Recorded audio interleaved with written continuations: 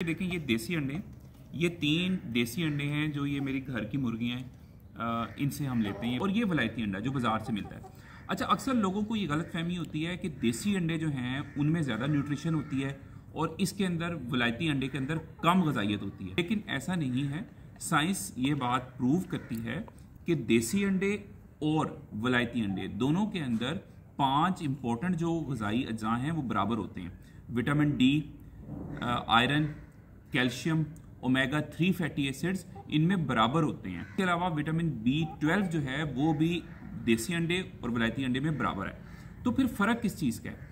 Protein भी आपको बराबर मिल रहा है, आयरन भी बराबर मिल रहा है। हाँ, थोड़ा बहुत फ़र्क हो सकता है, वो इसलिए क्योंकि ये जो देसी मुर्गियाँ हैं ये अगर घर की ग़िज़ा खाती हैं, बाहर घूमती फिरती हैं, तो थोड़ी सी न्यूट्रिशन ज़्यादा हो सकती है देसी अंडे में।